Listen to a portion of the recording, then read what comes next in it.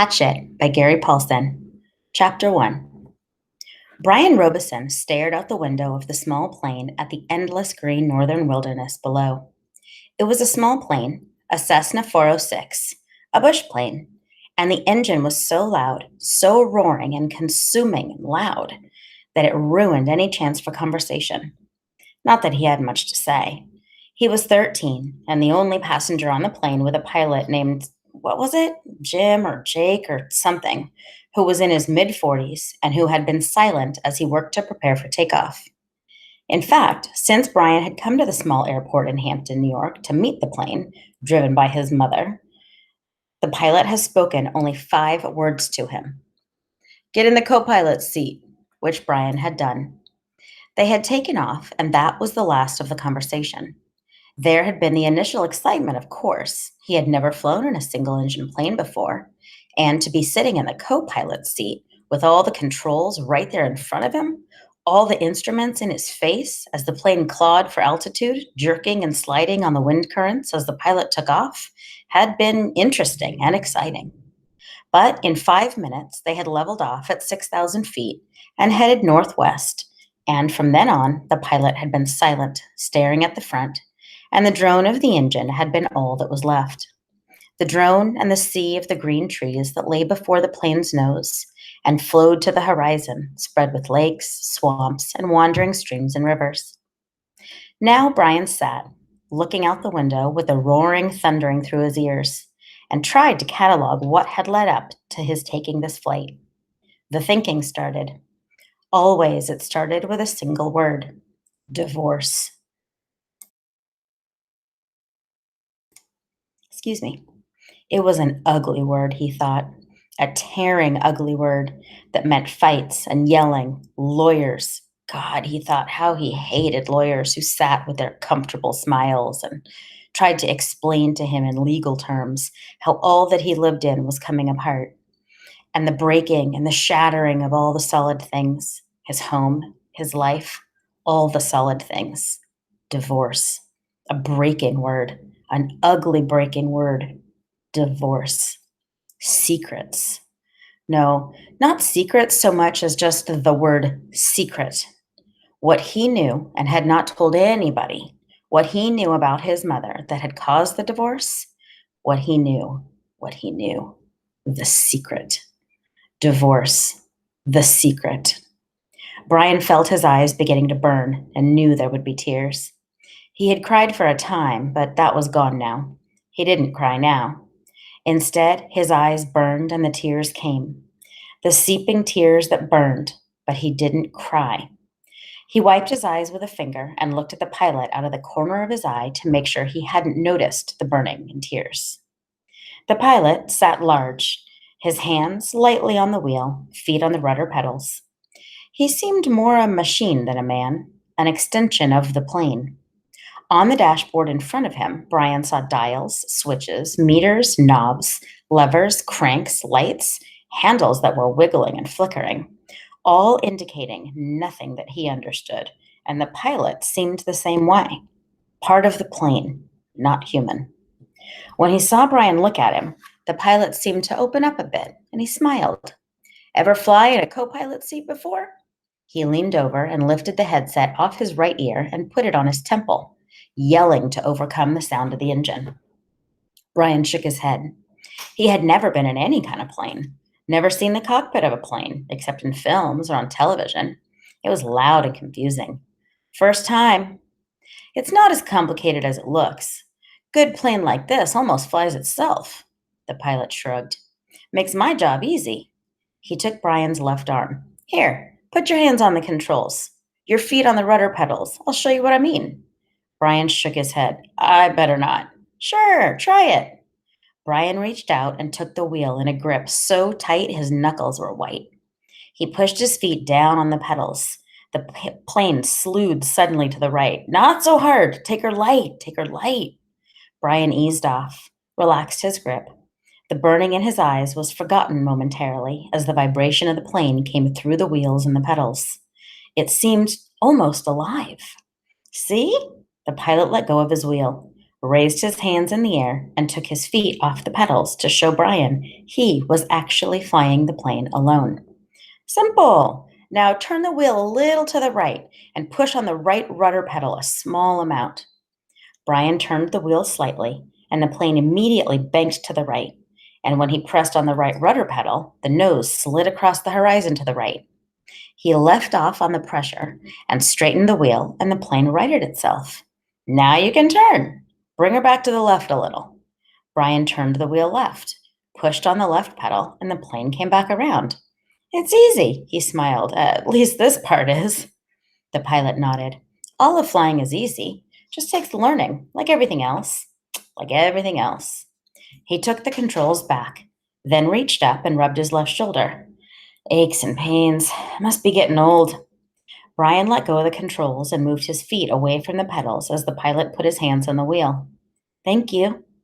But the pilot had put his headset back on, and the gratitude was lost in the engine noise, and things went back to Brian looking out the window at the ocean of trees and lakes. The burning eyes did not come back, but memories did, came flooding in. The words, always the words. Divorce, the secret, fights, split, the big split. Brian's father did not understand as Brian did, knew only that Brian's mother wanted to break the marriage apart. The split had come, and then the divorce, all so fast. And the court had left him with his mother, except for the summers and what the judge called visitation rights. So formal. Brian hated judges as he hated lawyers. Judges that leaned over the bench and asked Brian if he understood where he was to live and why. Judges who did not know what had really happened. Judges with the caring look that meant nothing, as lawyers said legal phrases that meant nothing. In the summer, Brian would live with his father. In the school year, with his mother. That's what the judge said after looking at papers on his desk and listening to the lawyers talk. Talk. Words. Now the plane lurched slightly to the right, and Brian looked at the pilot. He was rubbing his shoulder again, and there was the sudden smell of body gas in the plane. Brian turned back to avoid embarrassing the pilot, who was obviously in some discomfort. Must have stomach troubles. So this first summer, when he was allowed to have visitation rights with his father, with the divorce only 1 month old, Brian was heading north. His father was a mechanical engineer who had designed or invented a new drill bit for oil drilling, a self-cleaning, self-sharpening bit. He was working in the oil fields of Canada, up on the tree line where the tundra started and the forests ended. Brian was riding up from New York with some drilling equipment. It was lashed down in the rear of the plane next to a fabric bag the pilot had called a survival pack, which had emergency supplies in case they had to make an emergency landing. That had to be specially made in the city. Riding in a bush plane with the pilot named Jim or Jake or something who had to be turned out to be an all right guy, letting him fly and all. Except for the smell. Now there was a constant odor, and Brian took another look at the pilot, found him rubbing the shoulder and down the arm now, the left arm, letting go more gas and wincing. Probably something he ate, Brian thought. His mother had driven him from the city to meet the plane at Hampton, where it came to pick up the drilling equipment. A drive in silence, a long drive in silence. 2.5 hours of sitting in the car, staring out the window, just as he was now staring out the window of the plane. Once, after an hour, when they were out of the city, she turned to him. Look, can't we talk this over? Can't we talk this out? Can't you tell me what's bothering you? And there were the words again. Divorce, split, the secret. How could he tell her what he knew? So he had remained silent, shook his head, continued to stare, unseeing at the countryside. And his mother had gone back to driving only to speak to him one more time when they were close to Hampton. She reached over the back of the seat and brought up a paper sack. I got something for you for the trip. Brian took the sack and opened the top. Inside, there was a hatchet, the kind with a steel handle and a rubber hand grip. The head was in a stout leather case that had a brass riveted belt loop. It goes on your belt, his mother spoke now without looking at him. There were some farm trucks on the road now, and she had to weave through them and watch traffic. The man at the store said you could use it, in the woods with your father. Dad, he thought, not my father, my dad. Thanks, it's really nice. But the words sounded hollow, even to Brian. Try it on. See how it looks on your belt. And he would normally have said no, that it looked too hokey to have a hatchet on your belt. Those were the normal things he would say. But her voice was thin, had a sound like something thin would break if you touched it, and he felt bad for not speaking to her. Knowing what he knew, even with the anger, the hot white hate of his anger at her, he still felt bad for not speaking to her. And so, to humor her, he had loosened his belt and put on the right side out and put the hatchet on and rethreaded the belt. Scooch around now so I can see. He moved around in the seat, feeling only slightly ridiculous. She nodded, just like a scout. My little scout. And there was the tenderness in her voice that she had when he was small. The tenderness that she had when he was small and sick with a cold. And she put her hand on his forehead, and the burning came into his eyes again. And he had turned away from her and looked out the window, forgotten the hatchet on his belt, and so arrived at the plane with the hatchet still on his belt. Because it was a bush flight from a small airport, there had been no security, and the plane had been waiting, with the engine running when he arrived, and he grabbed his suitcase and pack and run for the plane without stopping to remove the hatchet. So it was still on his belt. At first, he had been embarrassed, but the pilot said nothing about it, and Brian forgot it as they took off and began flying. More smell now. Bad. Brian turned again to the pilot, who had both hands on his stomach and was grimacing in pain, reaching for the left shoulder again as Brian watched. Don't know, kid. The pilot's words were a hiss, barely audible. Bad aches here. Bad aches. Thought it was something I ate, but he stopped as a fresh spasm of pain hit him. Even Brian could see how bad it was. The pain drove the pilot back into the seat, back and down. I've never had anything like this. The pilot reached for the switch on his mic cord, his hand coming up in a small arc from his stomach, and he flipped the switch and said, This is Flight 46. And now a jolt took him like a hammer blow, so forcefully he seemed to crush back into the seat. And Brian reached for him, could not understand what it was at first, could not know. And then he knew. Brian knew. The pilot's mouth went rigid. He swore and jerked a short series of slams into the seat, holding his shoulder now, swore and hissed, Chest! Oh, God, my chest is coming apart. Brian knew now. The pilot was having a heart attack. Brian had been in the shopping mall with his mother when a man in front of Paisley's store had suffered a heart attack. He had gone down and screamed about his chest. An old man, much older than the pilot. Brian knew. The pilot was having a heart attack. And even as the knowledge came to Brian, he saw the pilot slam into the seat one more time.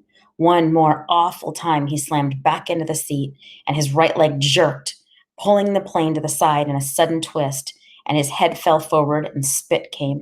Spit came from the corners of his mouth, and his legs contracted up into the seat, and his eyes rolled back in his head until there was only white.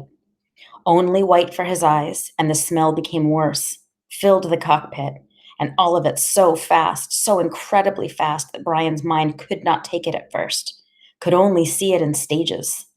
The pilot had been talking just a moment ago, complaining of the pain. He had been talking. Then the jolts had come. The jolts that took the pilot back had come, and now Brian sat there with a strange feeling of silence in the thrumming roar of the engine. A strange feeling of silence and being alone. Brian was stopped. He was stopped. Inside, he was stopped. He could not think past what he saw, what he felt. All was stopped. The very core of him, the very center of Brian Robeson was stopped and stricken with a white flash of horror, a terror so intense that his breathing, his thinking, and nearly his heart had stopped. Stopped. Seconds passed. Seconds that became all of his life. And he began to know what he was seeing, began to understand what he saw. And that was worse, so much worse that he wanted to make his mind freeze again. He was sitting in a bush plane roaring 7,000 feet above the northern wilderness, with a pilot who had suffered a massive heart attack and who was either dead or in something close to a coma. He was alone. And in the roaring plane with no pilot, he was alone. Alone.